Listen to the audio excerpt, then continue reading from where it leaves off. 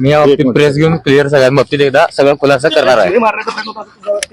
सगळं खोटे आरोप आहे ते मी सगळं समोर समोर बोललेले एकदा. ब्लेड वगैरे कशासाठी घेतलं होतं काय सांगतील? ब्लेडचा वगैरे वापर केला होता. भाजप आमदार गोपीचंद काय सांगतील तू? काय नको तुझ्यावर आरोप आहे, तू त्याचा अपहरण करून हत्या करण्याचा प्रयत्न केला.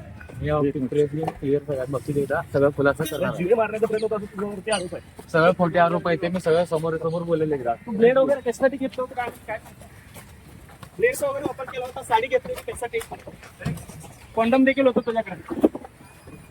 आपण पाहतो या ठिकाणी सर्व आरोपी जे आहेत, या ठिकाणी याला पोलिसांनी जे आहे ते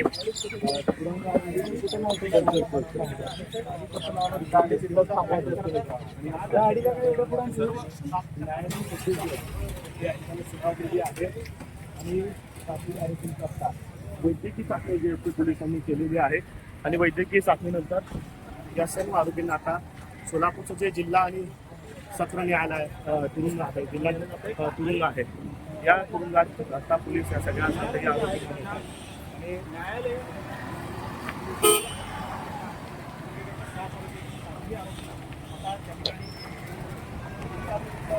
मेडिकलसाठी आणण्यात आलेलं होतं आणि आता पुन्हा जेलमध्ये जे आहे ते पाठवण्यात आलेलं आहे.